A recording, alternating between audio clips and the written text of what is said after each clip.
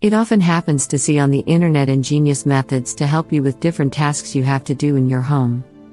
One of the hottest tips you certainly didn't know, we present below.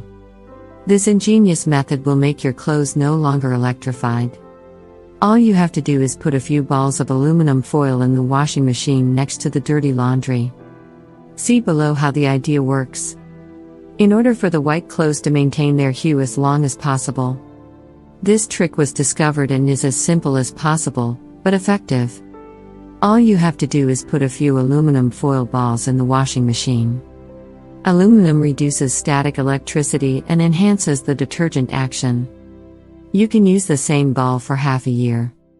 You will be very pleased by the results.